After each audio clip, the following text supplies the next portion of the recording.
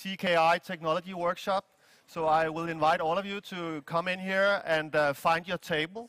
If you haven't noticed, there on your name tag there's a table number. So there's been a lot of thoughts on who to match to make the most innovative discussions around the table. So please find the right table.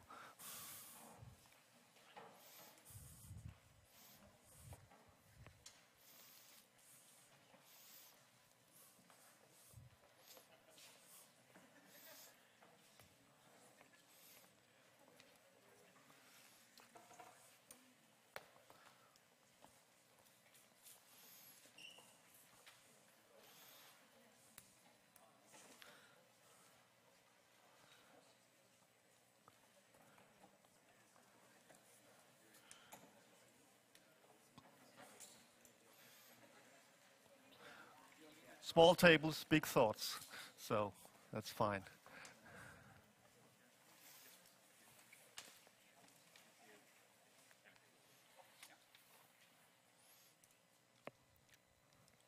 Okay, that's all. Yeah. So welcome everybody to this Siemens DTU CKI Technology Workshop. I hope we will produce a lot of new inspiration, thoughts, basis for further collaboration, and in the afternoon enjoy the case competitions with the students. Usually that's very enjoyable, and I hope it will be enjoyable again, and I hope that some of the students will come up with such good concepts and ideas that Siemens cannot resist bringing them into life. At least that's a good ambition, I think. Bo will take you through the day, so I'll not say any practical details, but I hope we'll all be engaged. And then I promise to inform you that this session will be recorded. I don't know if it's important for you, but at least now you know. So the session is recorded. Enjoy the day. Thank you, Marianne Tellesen, Senior Vice President, Innovation and Entrepreneurship here at the DTU. My name is Bo Krüger, and I will be the moderator. I was also here last year, and I must say, for me, that was one of the peak facilitating sessions of the year. I really enjoy to be with smart people like you. And I thought there were so many interesting topics, so many interesting presentations, and I could also hear a lot of networking and talks going on all the time. So I've really been looking forward for today, and I know we put together a great program for you. We have a bunch of speakers. We have this tandem presentation. There will be a speaker from Siemens and then a speaker from DTU. They will have 15 minutes each. And then you will have time at the tables to discuss, to explore, are there any potentials here? Any way where you can see that your knowledge, your network could support this area or this idea? So what we will be doing all day is looking for new ideas, new ways to innovate together, Siemens and DTU. So we will have, in the morning, we will have 3 of these presentations, tandem presentations. Then we will have another presentation from Kasper Tellesen, and at around 1 o'clock we will have a break. And then you will make a small walk and talk, because then you will go to the Skylab. I don't know if you've been there, but that's an area designated to the students where they can work, and it's really a great laboratory where they can try out all their thoughts and ideas. And we will spend the afternoon there, where you will be presented to some of the great ideas from all the students. And I can tell you, I had the pleasure of being with them earlier this week, and I already heard about these ideas, and these people are really talented. I'm not a technology guy, so I cannot really see if these ideas are how new they are or anything like that, but I know there's a lot of energy, there's a lot of talent behind that, so you should really look forward to hear about those ideas. And then we're going to find the winners in the case competition. So, the objectives of today is simply for you to listen, be open for new ideas, to network as much as possible, and that's why we have this seating as well. We'll give you opportunities to talk with people who have similar interests as you. We will also, of course, be looking for new innovative ideas, see what happens. And what you should do is, just join in, do your best to contribute as much as possible. On your name tags, you probably noticed already there's your name, and there's also a table number, and then there's a color code. But don't worry, you will not need that now. You will need that later, so more explanation will follow on that one. And a little bit of housekeeping. If you need to go to the toilets, they will be over here on the other side. And the first break will be 11:45, just to do your technical planning. Yeah, and that's basically it. Before we start with the first presentations, I want you to have 5 minutes together at the table to just present each other. And I recommend it that you do it like this, that you tell, of course, who you are, where you're from. And something I like when I hear about other people is if they tell me something which is special about them, something unique. I can give you an example, something which I believe is special about me. I believe I'm the only one in this room who was born in Greenland, this Arctic island. I was born north of the polar circle. Another thing I believe I'm the only one who done in this room is once I was looking into the phone book and I found another guy called Bo Krüger, like me. And I called him just to hear what it sounds like when someone picks up the phone and say, "Hello, I'm Bo Krüger." And we spoke for 45 minutes. That was quite a pleasure. And we actually, both of us have ancestors in Germany, so I really feel home here. Anyway, I'll give you 5 minutes to present each other at the table. Tell a little bit about yourself, something special, where you're from. Okay, 5 minutes.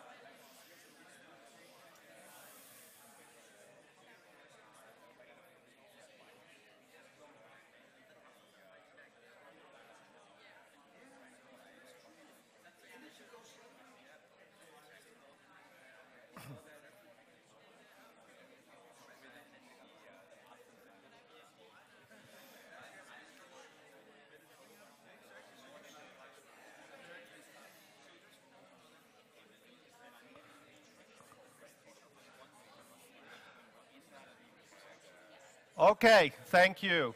Thank you.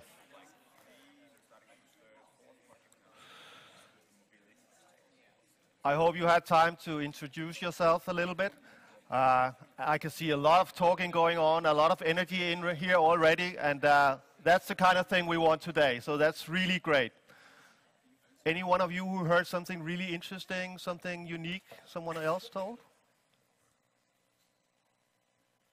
Okay, maybe it's better to keep it as a secret in the group. So anyway, it's time for the first presentation, and it's a presentation called Industry and Academia Together We Drive Innovation. And it's performed by Dr. Norbert Gauss from Corporate Technology in Siemens, and he's also head of Research Technology Center. So up to you. Thank you and good morning. Thank you also for the very warm welcome, maybe not from the weather. You know, yesterday evening when we've been looking at the agenda, I've been looking very much forward to this walk to the Skylab. Looking outside, I'm not sure if we should be looking forward to this, but maybe the rain stops. Now I'm very excited that I have the opportunity to talk a little bit about Siemens and corporate technology, what we do, and also how we do what we do, and how I think, and also why it's so important that Siemens also looks towards the outside and works with you and many of your colleagues around the world. So let me quickly go, because I've been told that I really have to stay in the 15-minute time slots. I don't know what happens if I don't. You know, that's a little bit of facts on Siemens and corporate technology. Siemens, you all know that Siemens is a big company. You all know that Siemens is an old company. Now, many young people look at old companies as a little bit like boring, but I can tell you it's not many companies who can make it to be in place for that long. In my 25 years in Siemens in various businesses, I've seen many highly valued, companies. A lot of people have been talking about growing fast, and then also disappearing fast. You know, being able to stay in business, to make it through changing times, like we have today for 170 years is, I think, quite something. Siemens really stands for, or we want to stand for, technology. I've been in sales roles also for a long time. Customers also always tell us, Siemens, we look at you when we want to buy high quality technology. When you're in sales, they also tell you, we're not looking at you because you're the cheapest products, but that's probably what they tell everybody. So we want to be known for quality, and we want to be known for technology. If you now look at the numbers a little bit on corporate technology, it's a corporate department of quite a size. Almost 8,000 people in research and development is quite something. The majority of them, about 5,000, do software development for all of our businesses. And then it's also a big department doing really research across all technologies, and I will come back to this. And the majority of these two departments would report into me. So I'm lucky that I have, all my days I can talk to researchers and developers and engineers and computer scientists. So it's a great job to have, I have to say. And in corporate technology, we also have all the intellectual property, the patent lawyers, securing also what we do. Making sure that we can do business in a protected way based on our technology research we are doing. That's a little bit the footprint. I mean, the largest sites we have are in Europe would be Munich, Erlangen, it would be Vienna, it would be Budapest in Eastern Europe. Certainly quite large in India, Bangalore for software offshoring. In China, the largest site is in Beijing, just outside of Beijing a little bit. And in the United States, we are both on the East Coast and the West Coast, where the center of our activities there really is in Princeton, where I had the pleasure to be for 4 years, 15 years ago. It was very exciting. The role of corporate technology really is basically threefold. The one is the classical one, which you see on the bottom right, doing research, helping or driving software development in a very consistent and high quality way. It also is corporate governance or guidance. This is when annually the business units and the big divisions have to present on their strategy and budgets, And then all of a sudden, corporate technology also gets asked. And that only started 5 years ago when I was in business. And I can tell you the business unit CEOs didn't like that corporate technology is being asked to also give the board their opinion on how innovative are they really? How competitive is their technology strategy? Not only from them, but also from us. So this governance role on innovation strategy and on business excellence and on quality is also very important from us. Now, what is very new is that we are also providing the business units and the divisions not only with support in developing something, but also providing them ready products on a platform basis. So platform products that go across businesses, where more businesses would need it.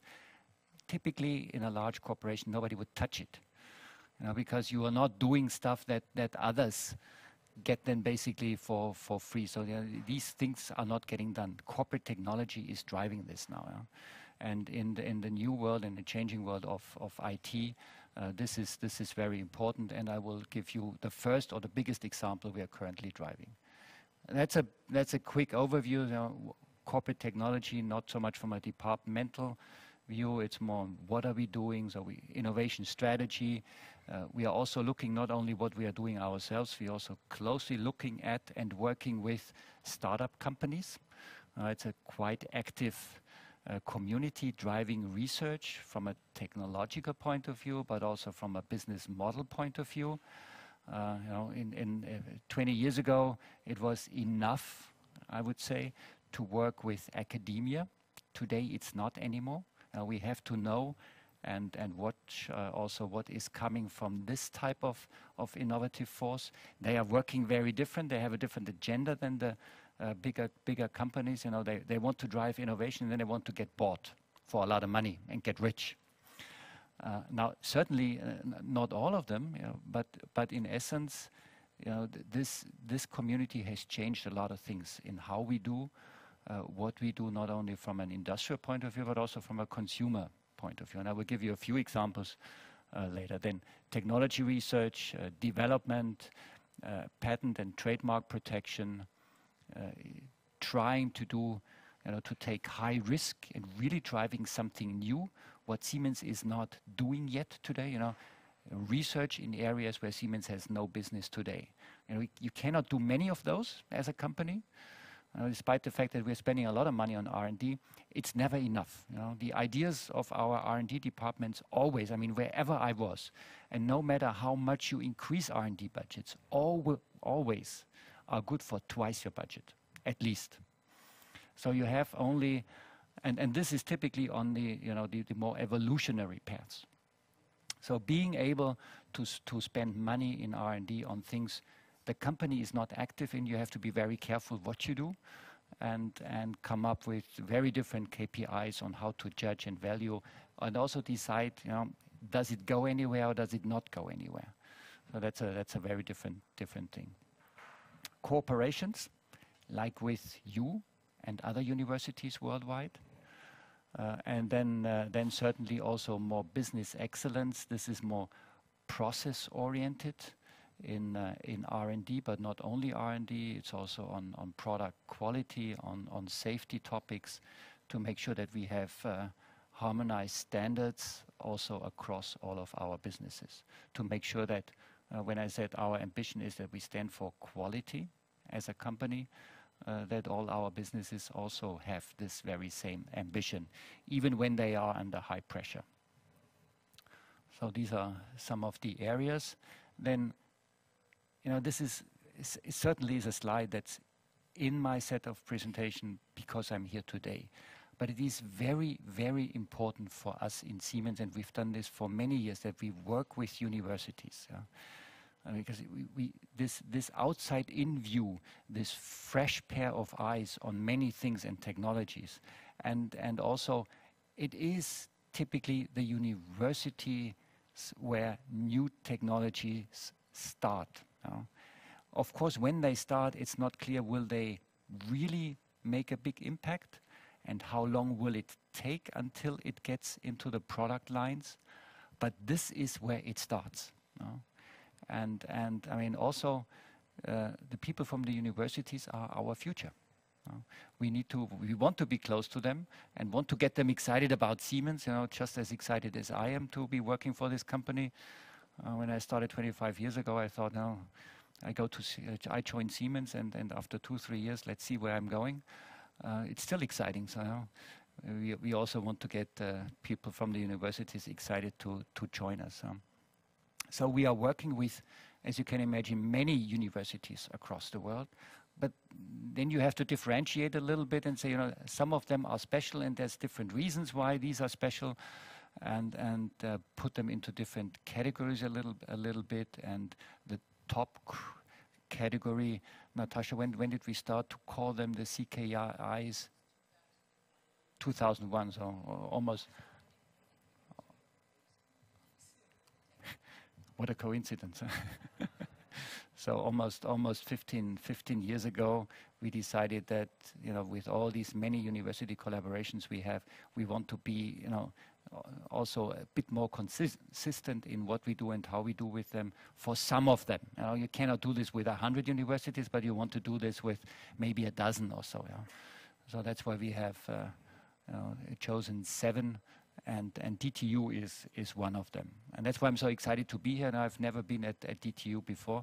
So when I saw the agenda, I said, Natasha, I'm more than happy to join and also see a bit more of DTU. There's a lot of exciting projects we are doing with you and our business units. And many of you know them probably better than I do. 5 minutes only left. So I'm not going into the projects. That a little bit covers, I think, the breadth of technology from Siemens, also looking at the electrification, automation, and digitalization, the company strategy. These are the technology pillars on which we want to build. And I mean, you see the breadth, from engineering, modeling, something that's been exciting for many years, but now data analytics, a topic that was interesting for a long time. Now it's really, really hot. Everybody is talking about big data, data analytics, and what have you. Security, not too many people are talking about it, but the need of this is just phenomenal.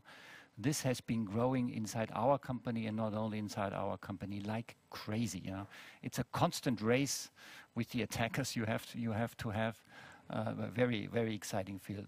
Automation, sensors, additive manufacturing, another very, very exciting field. We're only starting to tap into the potential what this technology can deliver. With all these new technologies and new businesses, user interface design is basically an evergreen when it comes to technology. Enterprise IT, so many IT systems we are having. The potential really only comes if we make them seamlessly, from a workflow as well as from a data model point of view.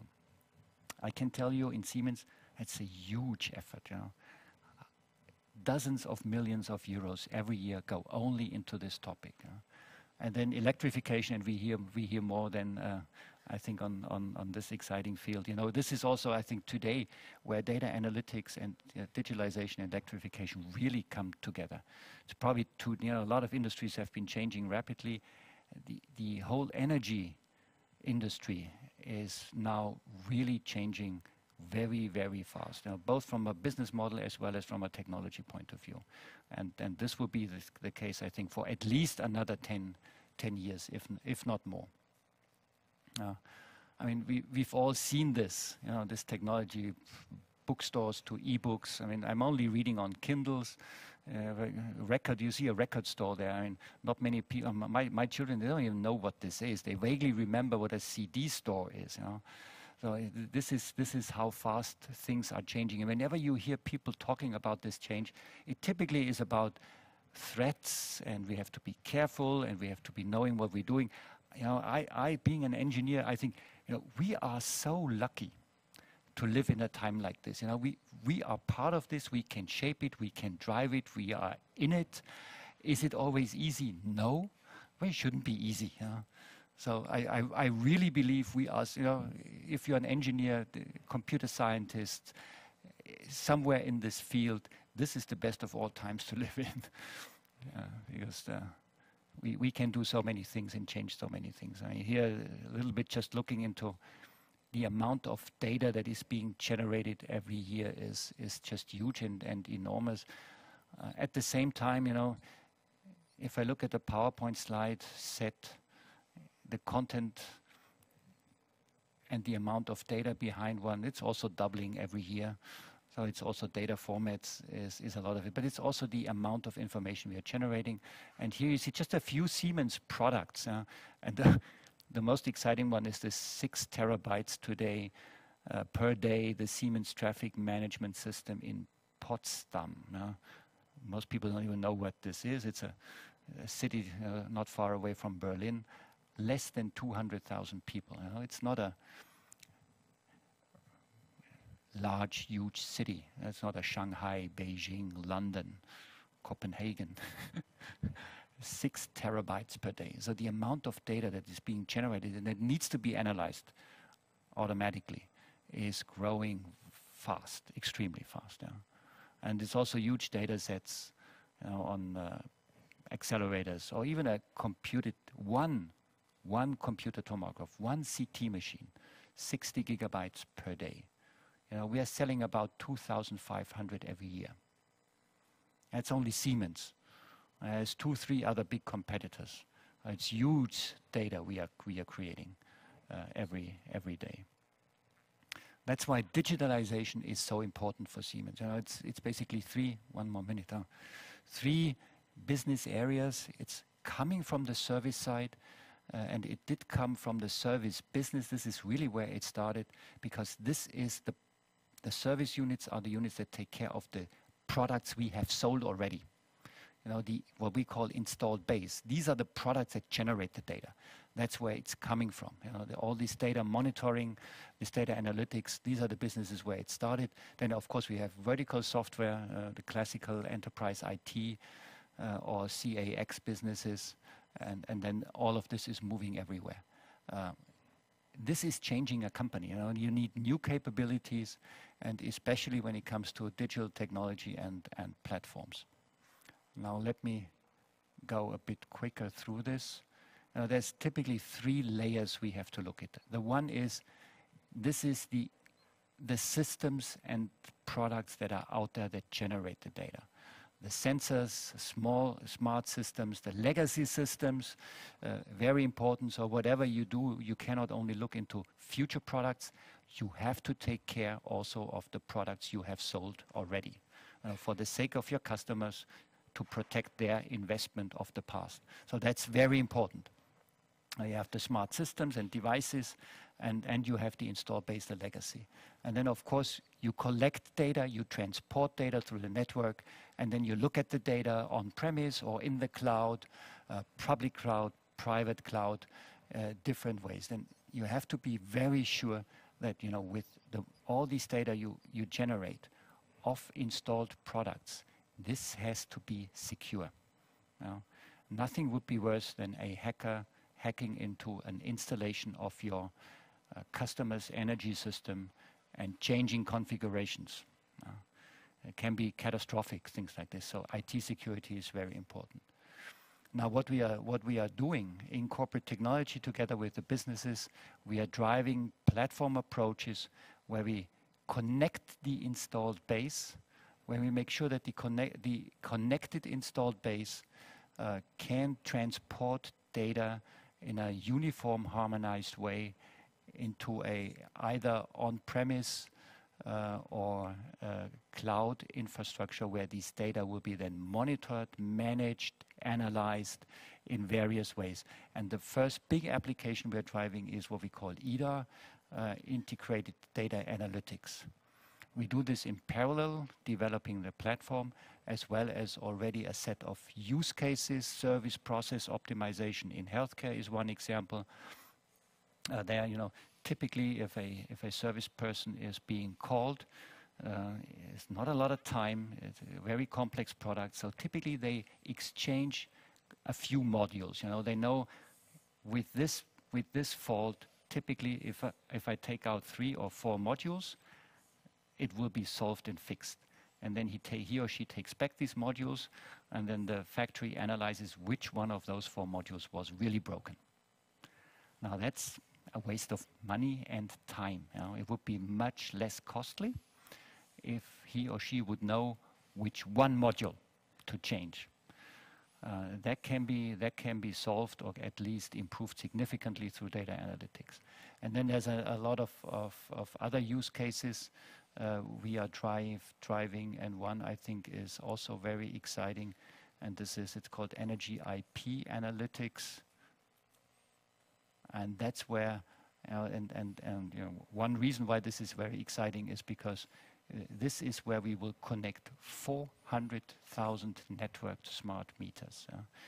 Only with one provider, with one energy provider in Texas, and we do load prediction on the granularity of 5-minute time frames and on the granularity of one single household.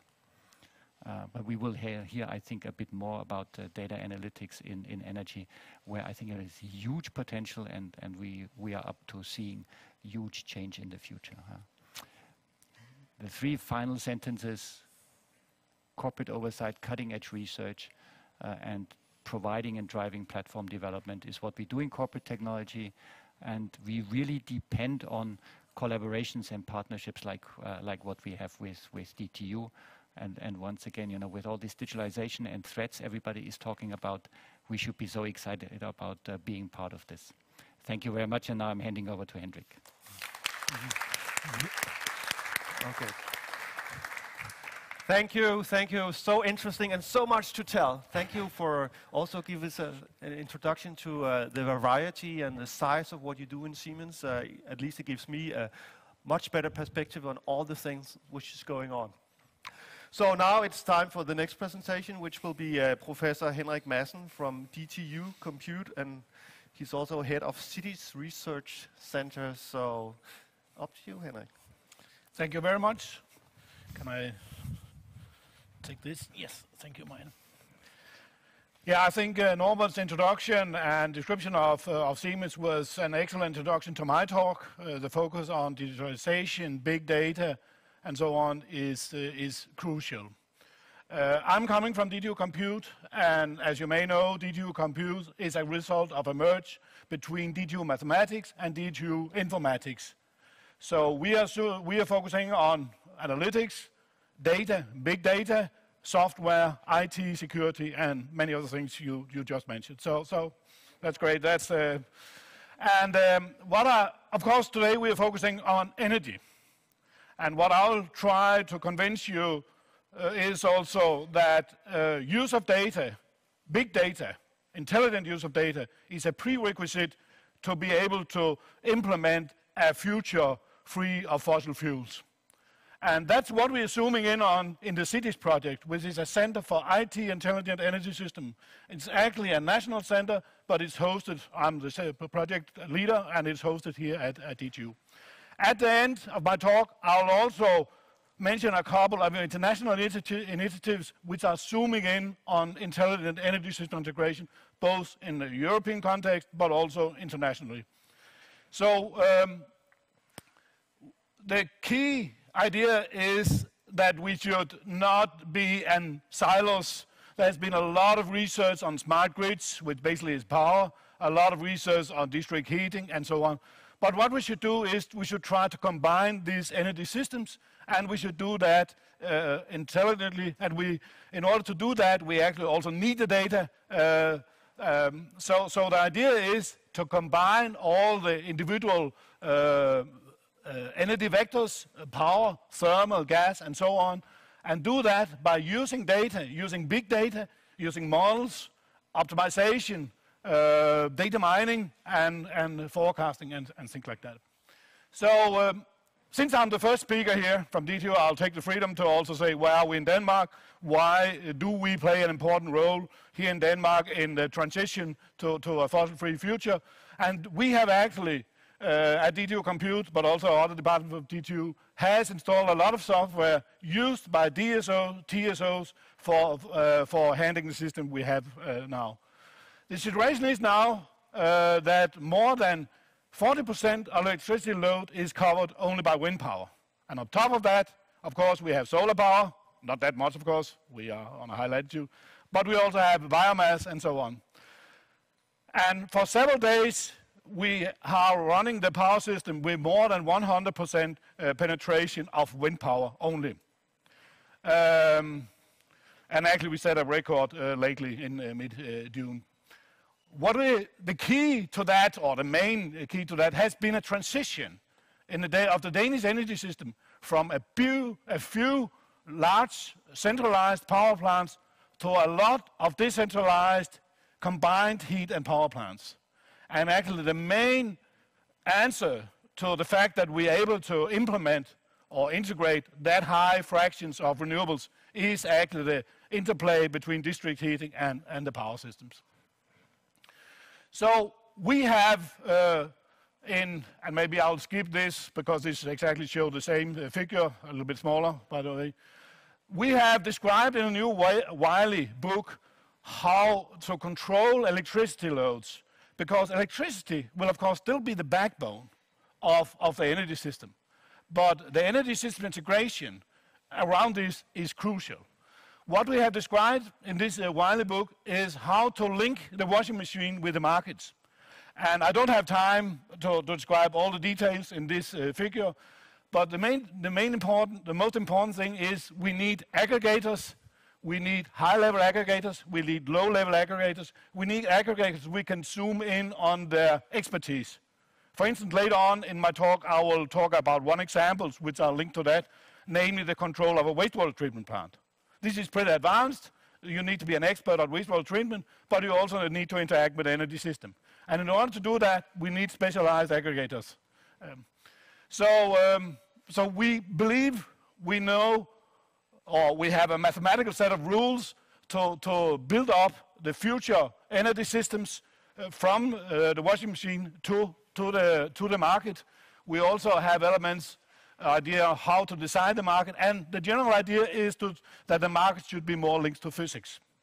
And this is actually describing a set of nested optimization problems or control problems.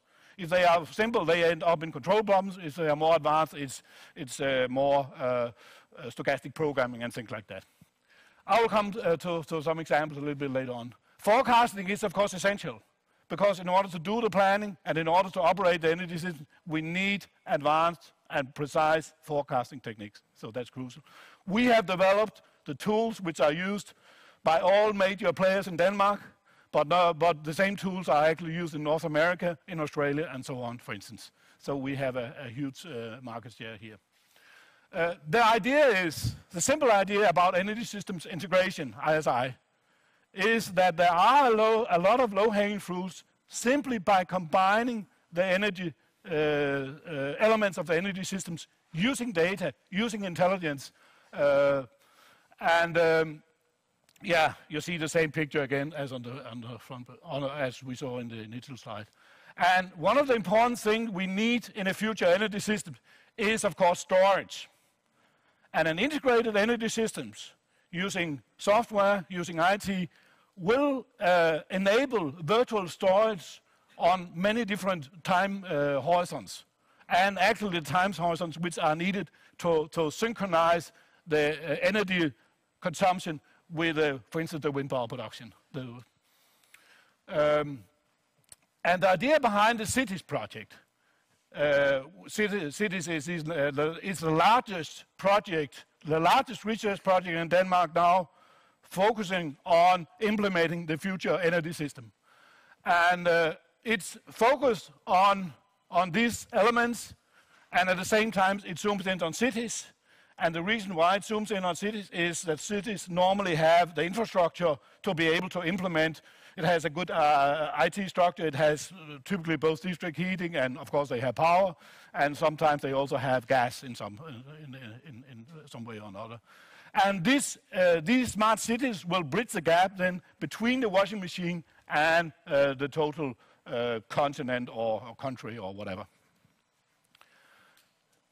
So the concept is simply, mainly as Norbert also said, use data, use big data, use software, ICT solutions, use models which are simple enough to run online, because we need to do that from minute to minute, so we cannot run a computer for several days to solve what we should do in 5 minutes from now. So they need to be tailored to the application.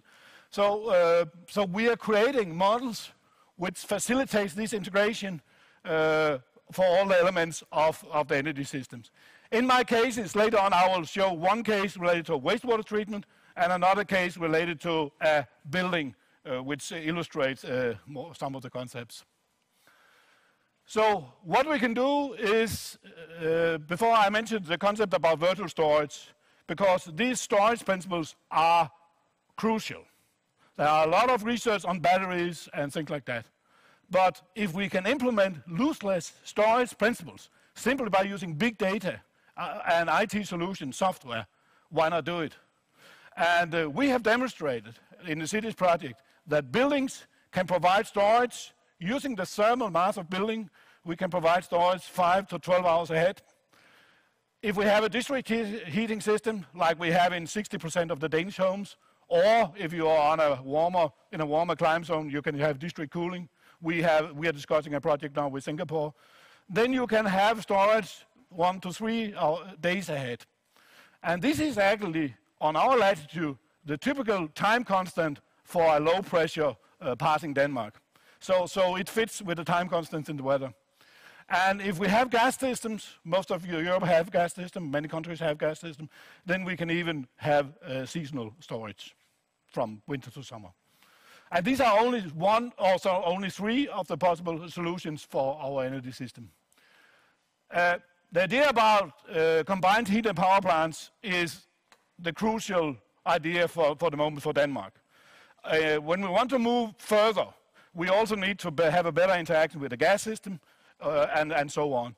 But of course, with the combined heat and power plants means that we use up to 85% we get up to 85% efficiency, and most importantly, we get flexibility. The district heating system alone has a lot of flexibility due to the water, of course, and many district heating plants also have a large heat accumulator which can store hot water for a couple of days or something like that. So this is a good idea. Now I'll show briefly 2 case studies related to the cities project, which demonstrate how we, by use of data, use of software, can implement flexibility.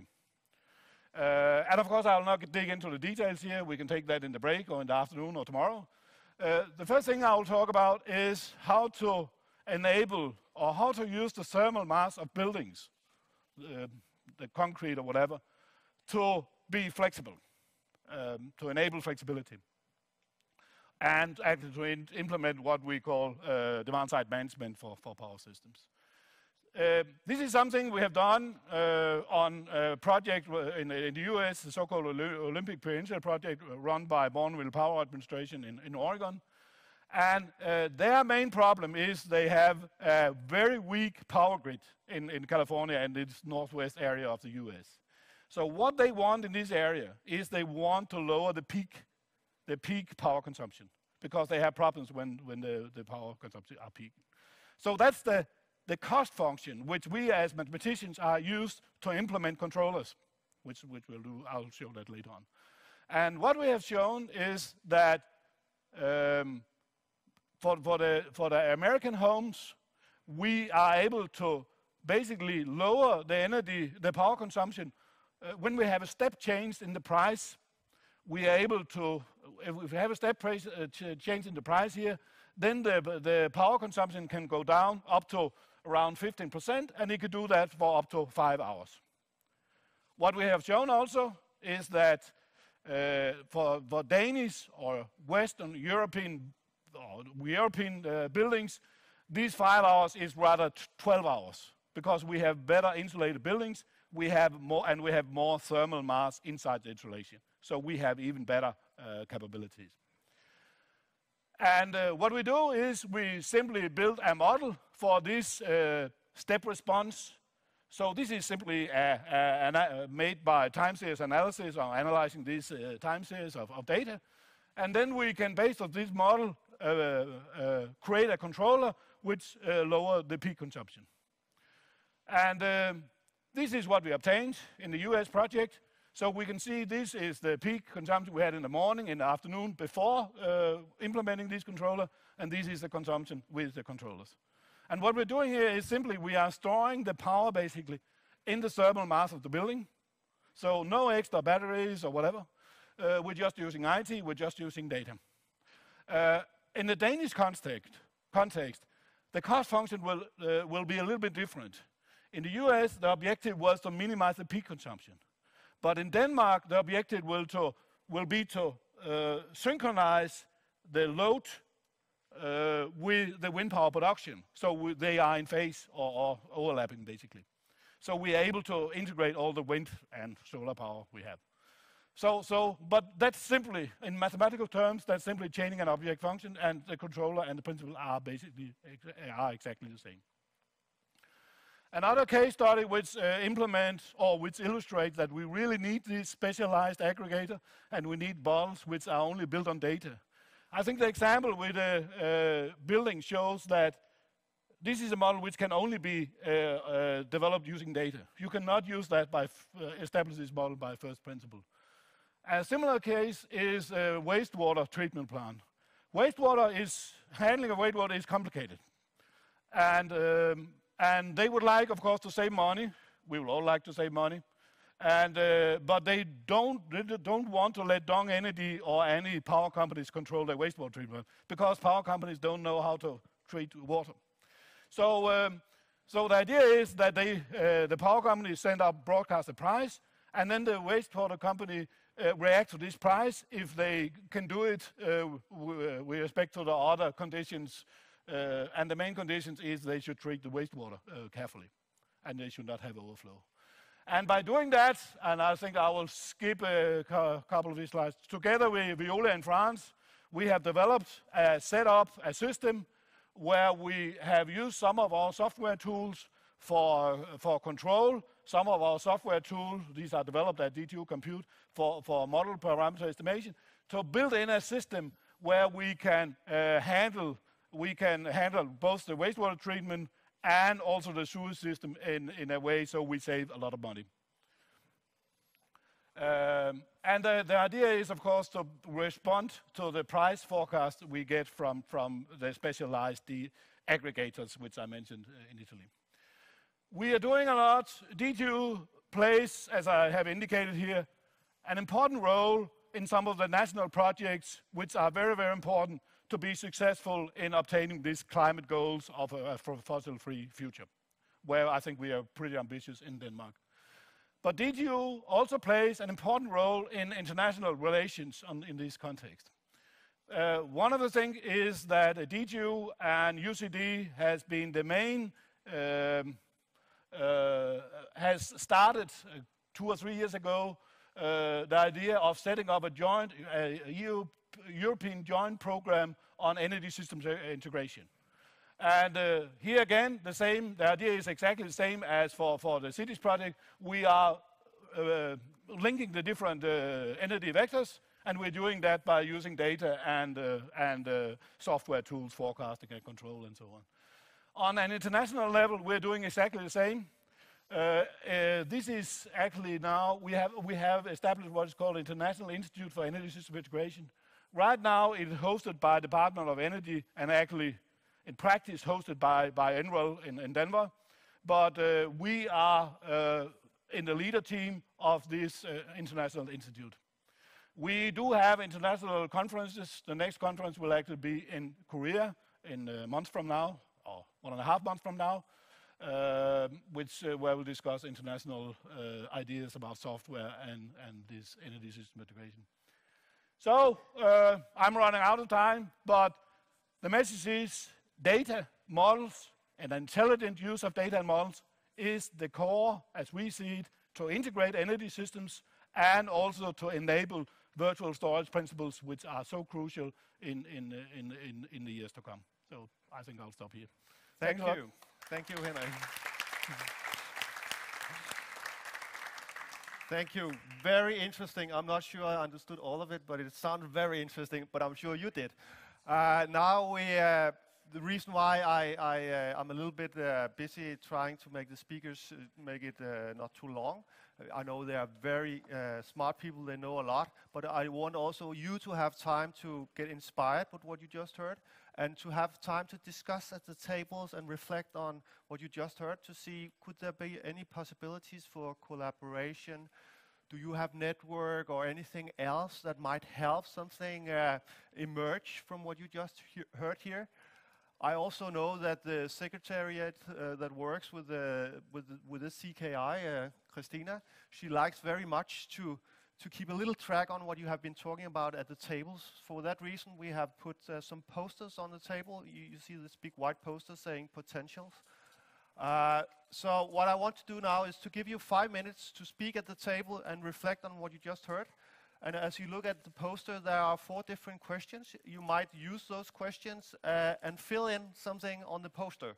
And please write down, because that's the only chance for Christina to follow up afterwards.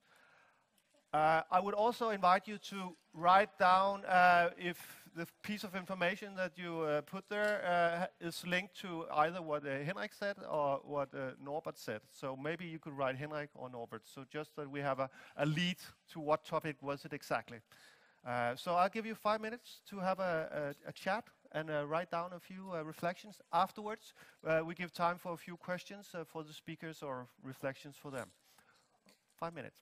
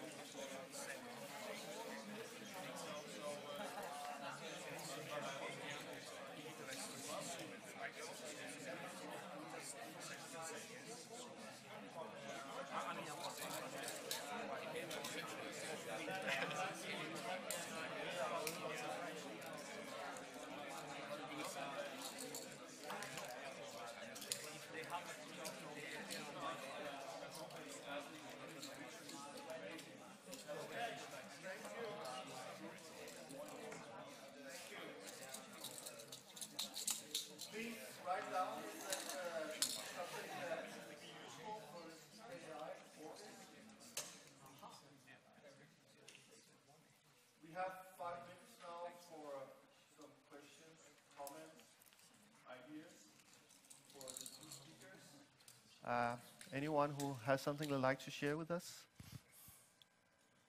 Yes, I'll give you the mic because we are taping this, and so we have to All right. speak So into I the have mic. to think about carefully what to tell now. So maybe if you start by telling who you are, so everyone Yes. are familiar with. My name is Katrin. I'm working for Siemens Mobility, and we were talking about Henrik's presentation and the stowage in buildings. You explained us that there is a difference between the American houses and the European houses, and we just want to know how it works practically. Do you do it with the heat, or how to realize it? Thank you. Thank you. Yeah, of course, my presentation was a little bit quick and dirty.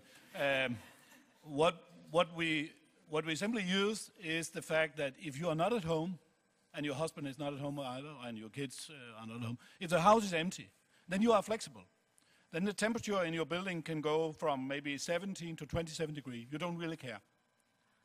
So the idea is to build controller which use this thermal mass, and of course you cannot activate this thermal mass if you don't let the temperature vary. So the idea is simply to use this if you're not at home, and if you're at home and sleep, then of course where you sleep it needs to be maybe 20 degrees, but the rest of the building can be flexible. So in this project we had 3 occupancy modes reflecting these 3 stages. And of course the third one is when you are at home Friday evening and walk around and want 21 degrees all over the house, then you want 21 degrees. You don't want 27 or 17. So this is what the controllers do. They activate the thermal mass depending on these modes. Okay, thank you. Yeah, we have Michael. Thanks.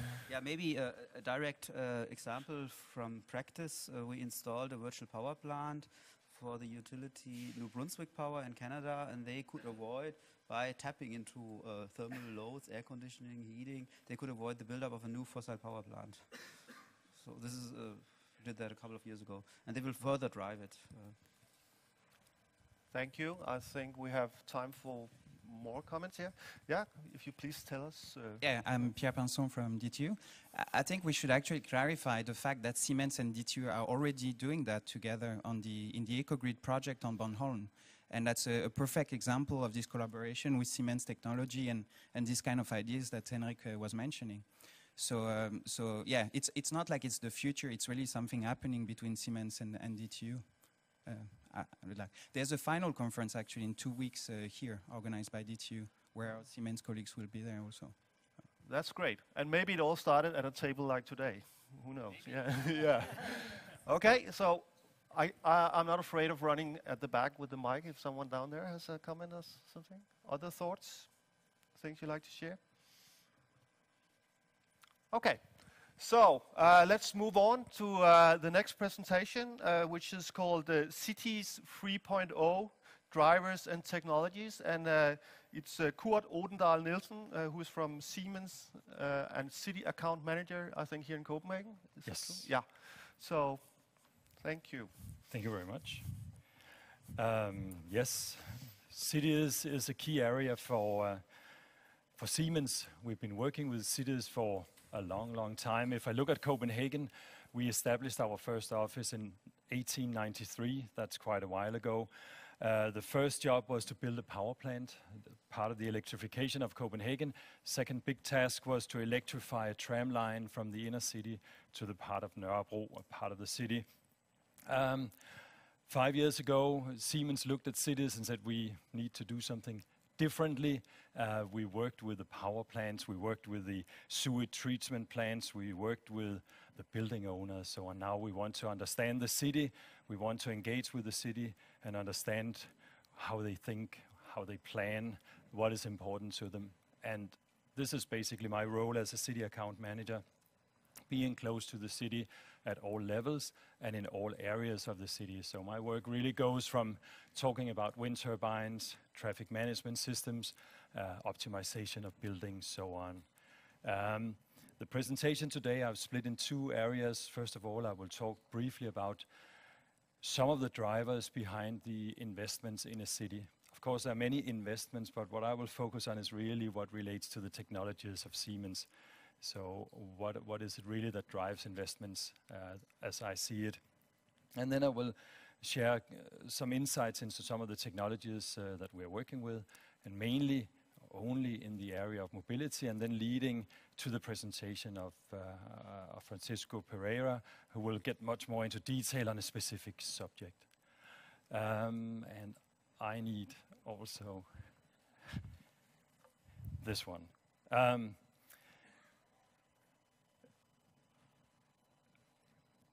One driver, if I can make this work.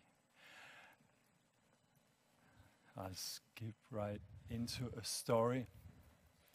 4 years ago, the summer of 2011, more precisely on the 2nd of July, cloudburst occurred in Copenhagen. We had some of those, but this was really the worst one ever.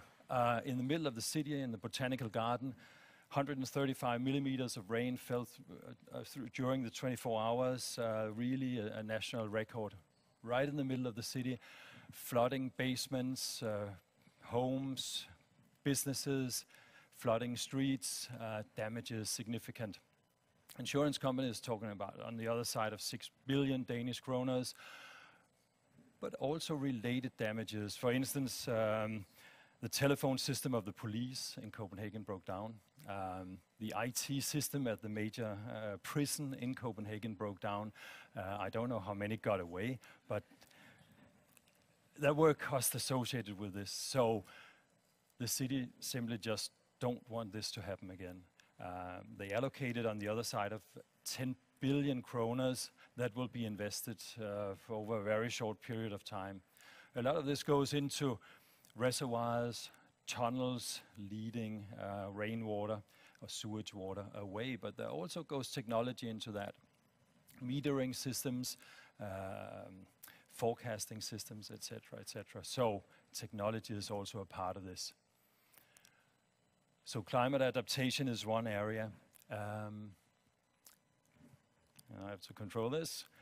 Climate. Recently, Mr. Obama in the United States presented an ambitious climate plan for the US. They've been hesitating for quite a while. But while national governments have been hesitating on climate issues, cities have not. Cities have really been very, very ambitious on climate for a number of years. If we look at Copenhagen in 2009, they made their first climate plan, reaching for a target of being CO2 neutral in 2025. So Copenhagen is extremely ambitious and leading the world in sustainability. The climate plan in Copenhagen also drives a lot of investments.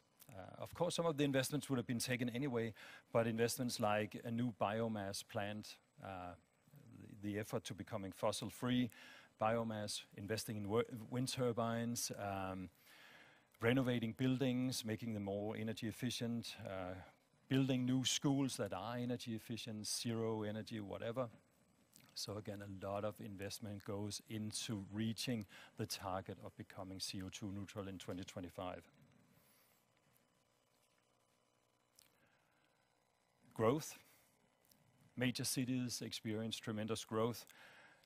On a global scale, right now we are saying that approximately 50% of the world population lives in cities. In 2050, the expectation is 70%. So there's a huge move towards cities. Copenhagen not an exception.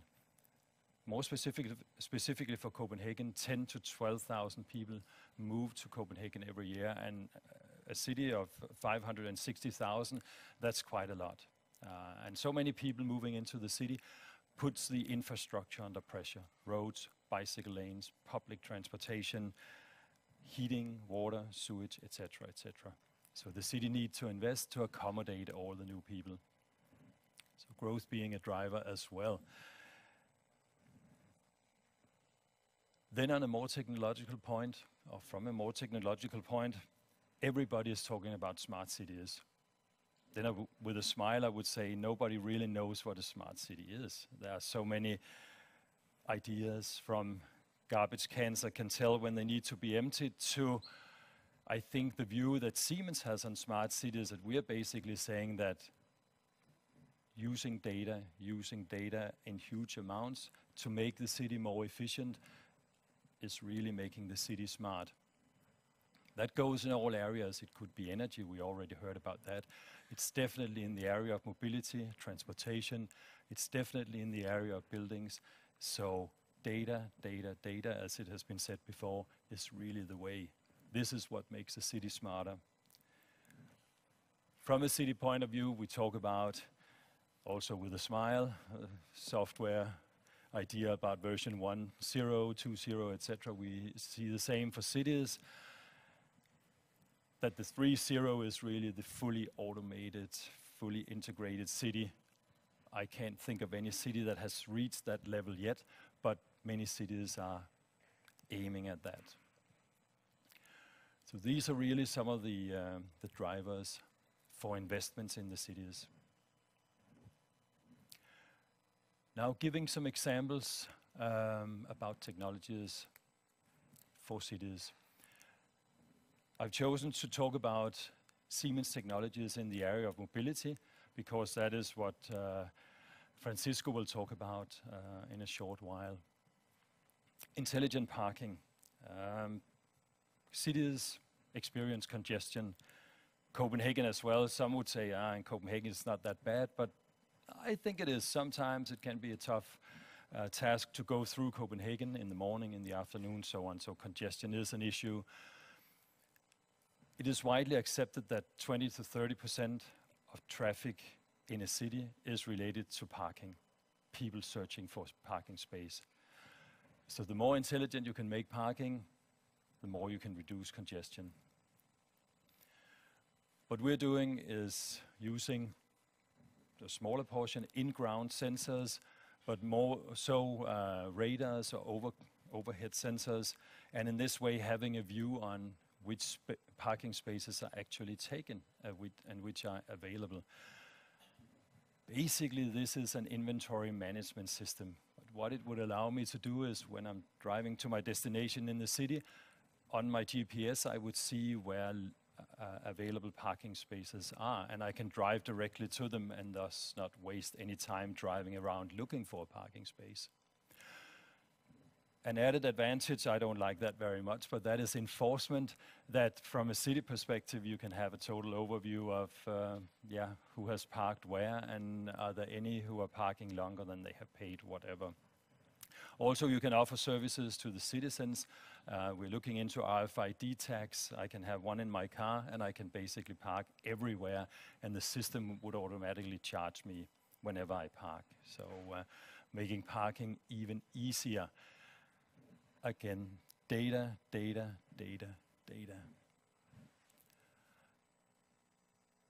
Tolling, congestion charging, changing, or you could say,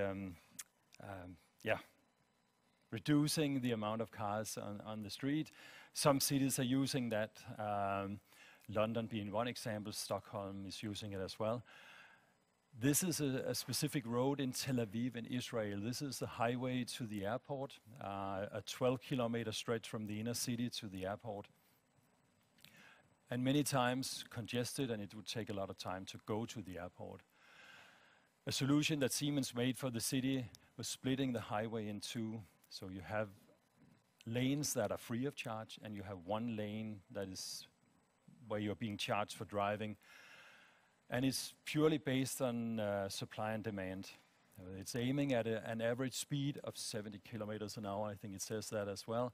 And then adjusting prices according to that. So the more congested, the more prices go up, I guess to a certain limit, but in that way we are able to keep the speed. So people using the highway are pretty much guaranteed an average speed and no congestion.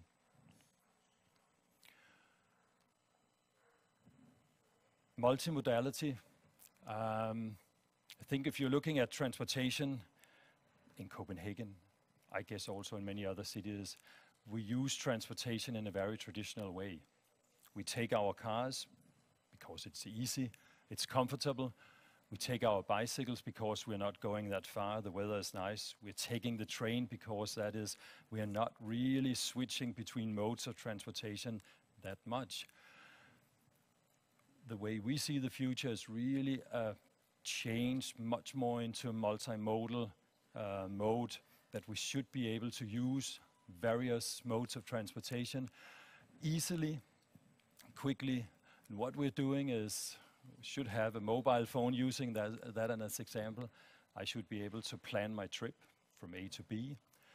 I should see the various modes of transportation available.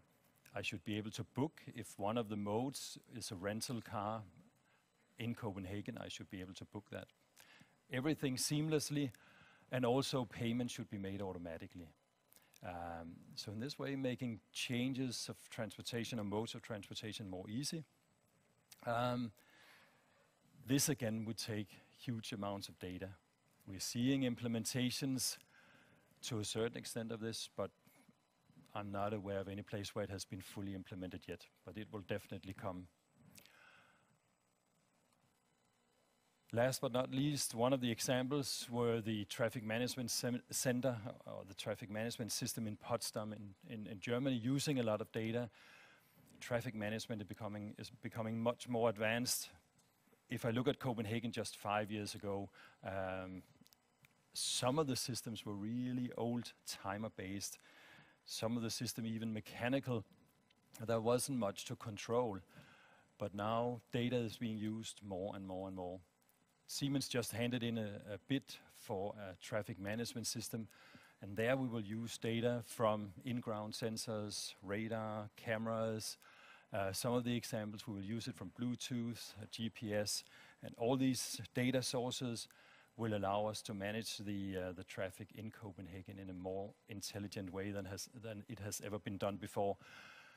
In order to do that, more and more cities, Copenhagen being one of them, will make a traffic management center so that they can manage traffic. One of the things they're able to do today would be manage events. They are not doing that very well, but events could be anything from a marathon competition in the city. It could be a huge concert in the main stadium, or a national match in soccer. You have a lot of people gathered in one area. One example, one test project that was made at Parken, the national stadium, it was possible to cut the time in half from concerts and national games. You have like 40,000 people at the stadium. Normally it takes like 40 minutes to empty the stadium, but by managing it more intelligently using data, it could be cut down to approximately 20 minutes. So again, data really means a lot. Incidents, typically accidents on the roads can stop traffic for hours. In the system that we are offering, the city, we are talking about scenarios, a way of handling incidents. So when a traffic accident, an incident happens, the operator at the traffic management center is able to switch into a given scenario and thus change the traffic flow around the accident. So handling traffic in a more intelligent way. And now talking about handling incidents, that is exactly what Francisco will talk about, but at a much more advanced level than I've been able to do. So Francisco, please.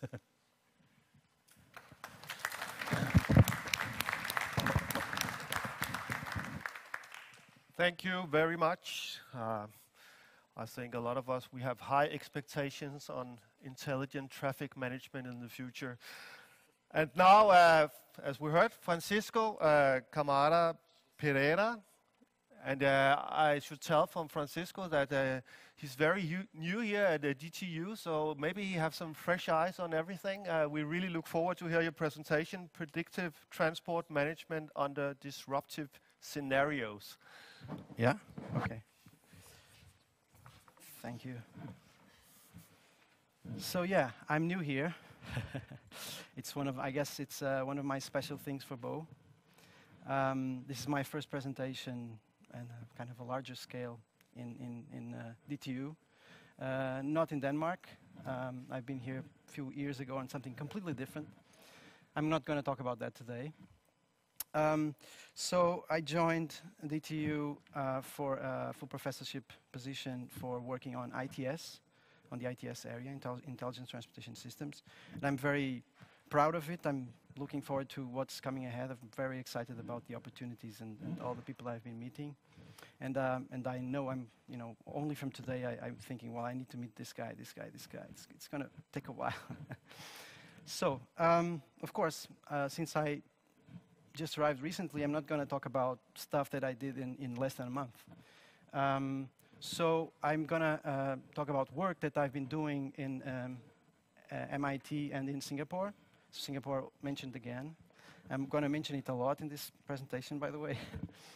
Does this have a pointer? No? Okay. So, yeah, so basically my team, I'm very proud of having an excellent team, both in MIT, already in DTU, and in University of Coimbra, where I was a professor some years ago. So, as Kurt mentioned, I'm going to focus on disruptions. I'm going to also argue that transportation management for business as usual behavior is generally a well-studied phenomenon. It doesn't mean it's easy. It doesn't mean it doesn't have problems. But it means that, for example, Siemens has already very good tools to manage it. The problem is when there are serious problems, serious disruptions. And here I point to a few. On the left, you have the terrorist attacks, a picture from the terrorist attacks some months ago in Copenhagen, which I'm sure also created all sorts of issues in the city. I have my own picture of a flood, this time in Singapore, mind you, so they also have flooding problems sometimes, even though they're used to really raining a lot. Traffic incidents, of course, and special events, so very large events, as Kurt mentioned. Even roadworks can create serious problems, even though they are, planned together with the authorities and so on. One exercise I do once in a while is try to estimate what the actual cost of these things are in reality from official studies. Basically, I Google. For today, I brought some recent studies, or the latest studies I have from FHWA, Federal Highway Administration from US, and INRIX, which is a company that uses, could say, big data or floating car data, et cetera, for traffic estimation. And basically, the number I arrived at was 58.5 billion a year wasted, $1 billion a year wasted only in UK, France, and Germany for these 4 types of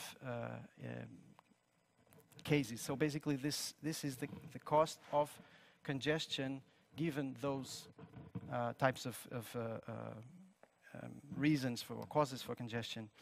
Actually, these studies show that the cost of only these cases, which we could say they are rare in comparison to daily peak hour commuting congestion, these costs actually in the end are higher, could become higher than the usual congestion. It's understandable because with usual congestion, the city already sort of adapts. Anyway, so what am I going to present? What is this concept of predictive transport management? I'm not sure this thing is okay. What do I mean by predictive transport management? Well, in practice, transport management is a lot about understanding what's been happening in the last few hours, the last minutes, what's happening now, and deciding based on personal experience, team experience in the transport traffic management centers, and deciding what to do based on that. But there's one thing that is missing in general, which is prediction. So this is what the traffic is right now, but how will it evolve? And again, data. We can use a lot of data to help understand how the traffic will evolve. That's my argument and some of the projects I'm going to show. Another aspect about this predictive transport management is that whenever a decision is up to be made, it should also take into account the reaction, should somehow anticipate the reaction of people to those decisions, right? There's like this well-known phenomenon of overreaction. So like, hey, this is this horrible traffic this way, go that way. So everyone goes, and then you have horrible traffic this way and very nice traffic this way. So we need to also take into account that. So I'm summarizing basically the general concept, and methodologies that we use are behavior modeling and simulation, a lot of machine learning. My background is on computer science, and I've been working in transportation for the last years. As was mentioned before, these are golden days for people like me. It's been really fun. About the tools for traffic management, I'm going to focus, or I'm going to mention pricing, which is obviously a way to get people to try to nudge them into some certain directions. And by the way, we're working together with Siemens for an industrial PhD with Meta on pricing. Traffic control, we have a project with Google on green waves for bikes. Alan Olsen is not here, but James is somewhere. Oh, yeah. And travel advisory, of course. So basically the predictions of that we estimate from the data. And I'm going to talk about that in the next few slides. So the partners here, I mentioned MIT and SMART, which are basically the two places I come from. I worked in Singapore for 4 years. And University of Coimbra, I worked in University of Coimbra until 2011. And as I mentioned, Google and Siemens, and LTA is the Land Transport Authority of Singapore, which is where all these cases happen. So as I mentioned, there will be Singapore a lot. Maybe the next time there will be Copenhagen a lot. Okay, so I'm going to talk about two different projects. They are completely different. So one is focusing on special events, so cases where you have a lot of people, but cases that are highly predictable because they are planned in advance. If you organize an event like this and you want to have a lot of people, of course you're going to announce it. You're going to announce it in the internet for sure, in the most popular websites. On the other hand, we have traffic incidents, which are more local disruptions, but sometimes create serious issues and are sometimes very difficult to understand what's going on. So yeah, so first the special events case. So what are we working on? So the objective is to help LTA predict overcrowding situations given special events in like stadium areas and very large, exhibit areas. So basically, the context here, we have many months of EasyLink data, which is the same as kind of RISE-Accord data.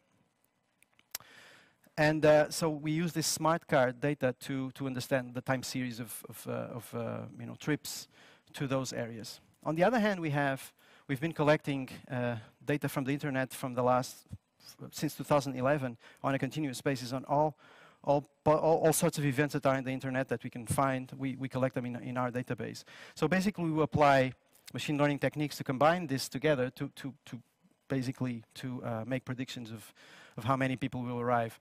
We apply text mining techniques. We use, for example, Google. For example, to find how many links or how many Google hits you will get for a certain event. So try to find the online popularity of a certain event to see how much it can help you predict, and so on and so forth. So this is just a prediction for a specific day where there were two events at the same time. I didn't mention that the most difficult thing with this research is actually that in a very dense place like Singapore, you don't actually have one event at each time. You have lots of stuff happening everywhere, and that's where it gets complicated for LTA. Big things that they know that Formula One Grand Prix will have issues, the National Day will have issues, the New Year's Eve. Of course, they don't need us to tell them to explain. Oh, there's going to be a lot of people here. But when there's like 2 or 3 together, then it gets really confusing. So this is just a chart showing a graph showing the results. So the black line is the observed, and of course ours is this one, which is the best. I wouldn't show you one where ours is losing, but in general it works pretty well. The second line is actually the best baseline we could use. It uses this technique called Gaussian processes. Ours is kind of a combination of different types of Gaussian processes. So this slide is just a summary of the results, just to say that right now this algorithm is working very well. On a 30 minutes time slots, it has an error lower than 200 people, which for Singapore is pretty low. I mean, it's less than a subway train, much less than a subway train. And the correlation coefficient is reasonably high, which means that the algorithm is behaving well. We're now working with LTA to implement a monthly forecast digest, like they would receive by email with like a list, there are these events, and these are the number of people that we expect to have there. Now, traffic incidents, something completely different now. So the special events is more a demand-side problem. So it's where people are going. How much can we predict where people are going?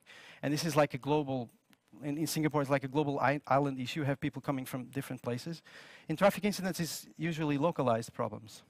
Unless, of course, there's many happening together, which is something that I'll also talk about. Again, we use machine learning. We use text analysis and where. So basically, we capture the communication logs between the response service, the response system. So the civil defense, the Singapore Civil Defense Force, and the Singapore LTA, the Land Transport Authority. So they have this communication and they log everything in almost real time. So we capture these logs, and we have all with their communication with the details of how what's happening, the description of what's happening, and so on.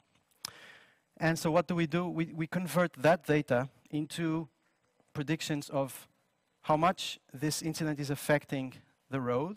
So, for example, if it's 3 lanes, it has 2 lanes blocked, 1 lane blocked. And for how long we predict it to last. It has the how long relates to the complexity of the incident. If it has injuries, if it has oil spillage, etc., infrastructure damage, and so on. So this on the right-hand side, basically there's like a 45-degree plot just to show that our results are generally good, especially with long-lasting incidents. The small ones are pretty confusing. So it's very hard to know for a very short incidents if it's going to be from 0 to 33 minutes or something. For the same reason, for the same characteristics, it can be cleared in 5 minutes or in 25 minutes very easily because of all sorts of other aspects around. So what do we do with this? We feed this system. I'm not going to talk about today. It would be an hour. I would need an hour for this. This is a Dynamit. This is a dynamic traffic assignment model for prediction of traffic, developed at MIT. I'm part of the team. So it's actually started in 1995, so it has 20 years. I joined the team much later. We're now working on the Dynamit 2.0, which receives this data that I mentioned. So basically, Dynamit makes predictions based on simulation and behaviors. So how people react to information, as I mentioned, and how people make choices of routes. Okay, so, and then we make the simulations. It involves a lot of control optimization problems also. So here I'm going to summarize some results. This is all with real data from Singapore. Basically, there's one very important aspect is that, well, this is all in simulation because it would not be possible to do all things that we are doing to do it with real world. We have to get people to come back and forth and have the accident again multiple times and stuff like that. The important thing is that we are using pricing. One of the techniques to control, to kind of solve the problem is pricing, dynamic pricing on 5-minute intervals, okay? We use 13 points. The ERP means electronic road pricing, okay? So there's 13 points across the island. We are focusing on incidents in 2 expressways, on these 2. Yeah, basically we're simulating the traffic in that period. We have the base case where there's nothing happens. It's just it's today. It's the results today. What you have today. Guidance, the guidance scenario, where Dynamit basically tells the drivers a percentage of the drivers. By the way, in case you wonder how many drivers would receive this information, it's basically 80%. Okay, which may be optimistic. It's something that is obviously arguable. So these people will receive, some of these people will receive the guidance from Dynamit to make different choices or keep the same choice. And the third scenario is guidance and toll optimization, so pricing adaptation. So this is my last slide, basically, essentially showing the results. What you see here, 25 and 33, are basically the improvements in terms of travel time loss or recovery of travel time. for only the affected vehicles. Okay, so this is pretty localized analysis. What I think is more interesting is these numbers, which are network-wide, because of course there is some kind of ripple effect. You know, whatever affects us, that area will also have some ripple effects for the whole area, for the whole Singapore. So we reached for this specific day, we reached 10% of gain. Now the exercise I was making was, okay, so let's imagine that on the $58.5 billion that we estimated for the total loss every year, if we can recover 10%, we would have 5 billion. Imagine the amount of research we could do with 5 billion, the amount of students that we could have with 5 billion. Of course, these are, you know, back of the envelope numbers. Even if you divide by 10, you still have a lot. Even if you divide by 100, you still have a lot. So anyway, so do I have time for this, Bo? Yeah? Okay, so for the session, well, together with Lisa and with Inga and Christina and Kurt, we were deciding that maybe it doesn't make sense to have conclusions, to bore people with conclusions, and we could go straight to questions for discussion. So we had some small brainstorming in our meetings, and I put some, Kurt put others. The first one is about non-observable phenomena. So in Singapore, they were excited about what I was doing, but they were saying, you know, a real problem that we have is when sometimes there is, like, in certain areas, like the National University of Singapore in NUS, there are days that it just goes crazy. Now, why? Well, we think it's because of some schedule. And then I checked with other people, and it was because it was like exam day, registration day, the freshmen's receptions day. And these things are very hard to capture, right? If they're not in the internet, I don't know exactly how we can capture it. Maybe NSA would know, but I don't think I would be able to do that. VIPs is another case, which was funny to have the authorities asking me to detect when VIPs were around. Because usually when VIPs, you know, they block the traffic and they have large, you know, it was funny. So basically, these things are not observable from the internet perspective. Other issues is I always think that, you know, all stuff that I presented, how can we actually plug that into the systems that Kurt mentioned? It can get really complex. We're talking about many angles on different types of data, different types of problems, actuation, sensors, etc. Data quality issues. Should I mention it? Should I describe what it means? It's definitely an issue in all. Whenever we talk about data, we have data quality issues. And there's these two general, more like philosophical questions. How can we, in the middle of all of this, how can we actually nudge more people into sustainable modes? How can we use this kind of traffic information, disruption management, like how can we help people move into sustainable modes? And how will the new services be? Like, I put even 4.0. I was thinking, like, you know, autonomous vehicles everywhere. How, because transportation will change for the next, you know, 20 years. That's what I expect. Also with integration with smart grid and electrical vehicles everywhere and da-da-da-da-da. Okay, thank you. Thank you. Thank you, Francisco, and thank you for some nice, interesting questions also to reflect on now, because now I will invite you again to have a chat, 5 minutes at the tables. Maybe we can leave the last slide with, yeah, because some of you might have solutions to that. I'm sure Francesca, who likes to know if you have. But if you don't, you can also talk about the questions which are on the poster again. And again, remember to write down if you have any leads, any ideas. That's why we are here, to use for Christina and the CKI's office afterwards.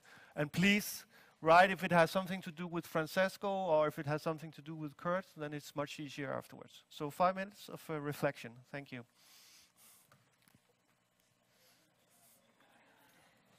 Very interesting.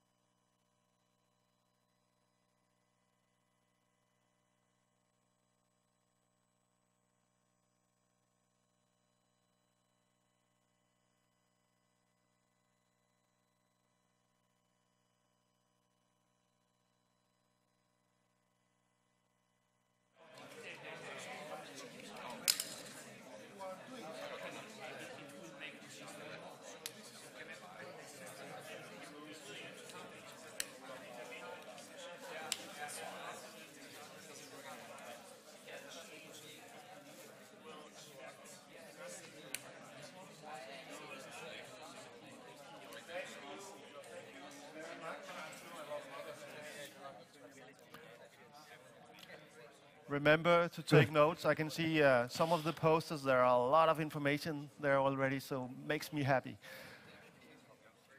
We are a little bit delayed, but it's important that you have possibility to share or comment or give questions to the speakers or just to all of us. So someone who likes to share something?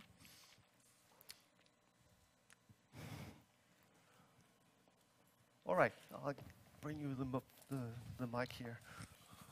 Okay. First, if you tell me us who you are. Alberto Nanarelli, I'm a lecturer at DTU Compute. Do you have any figure of how many people are using this navigation device? What percentage? Because my understanding is only 10% is using it, so basically the method is useless, right? Yeah. I mean, not useless. Well, I mean, well, it depends. That's yeah.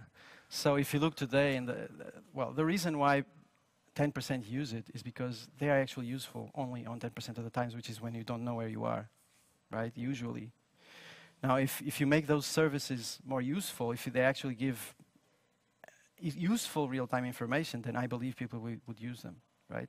But in the experiment I mentioned, and I mentioned 80% of the people use it, and then I didn't mention that only 80% will comply with whatever we'll look at the prices, so it would be 60-something% in the end. But yeah, you could say that for the figures today, it's very optimistic. I agree. Okay. Now, there's also the question that there's many ways to give information. It doesn't have to be through the smartphone, right? I mean, and we don't know what's the interfaces of the future cars that would already have there, some red light saying, I know where you're going and don't go there. So there's many ways. You have variable message signs, you have radio, you have all sorts of ways to give feedback. And of course, the pricing is not related to that. The pricing is, in the ERP system, you have like big announcement. But yeah, I agree with you. Right now, people don't use Google Maps except when they're like new in Copenhagen, like me. Okay, thank you. Yeah, another comment here. Hi, I'm Lars, DTU Space, and I've been working on the KIDS project where we use Wi-Fi tracking. Do you expect that you would gain much more if you have this almost 80% coverage of everybody in cars and trains and buses and bikes? I'm sure I don't understand. You're talking about the Wi-Fi, using the Wi-Fi as yeah, we use the Wi-Fi to track smartphones, basically. Mm-hmm. So we have that on top of where you use TomTom. Yeah. So when you include that, then we can take all the smartphones, basically. Mm-hmm. You're asking me if that data is useful? Oh, yeah. But how much do you estimate it could improve your models? Ah, I see. That's a very good question, in fact, because the Dynamite system that I mentioned, that black box, that complicated black box, it needs very good data with as little noise as possible for calibration. The data in Singapore is mostly inductive loop counters and some very, very shady GPS speeds calculations from GPS points from the taxi system. So in fact, the data is much poorer. Is there anyone from Singapore? No? Okay, so the data can get really bad. So we spent a long time just for calibration. And we still have a considerable error in terms of the calibration of the, how you imitate the real world. Of course, the results are in simulation, so I could always say, well, these are the demand principles and these are the results under these assumptions. But yeah, I mean, a system that is able to be fully observable, that's called an observability problem, right? So if you have a network that is fully observable in almost real time, it would be much easier for prediction in general. Now the 10% increase, decrease, I don't know. It's hard, I don't know. We will have to test. Okay, thank you. Thank you, Francesco. Thank you, Kurt. Yeah. Now it's time for a break, and it's going to be a short break. So if you need toilet, it's over here. If you need coffee and water, it's over here. I will also really recommend that if you feel there are someone in the room that you like to just share a business card with now. You told me that, Francesco, that you heard already a lot of things where you thought, I've actually got some knowledge they could use and so on. Take the opportunity to do that now. So then we meet again 3 minutes past 12, okay? 3 minutes, yeah. And 12 seconds.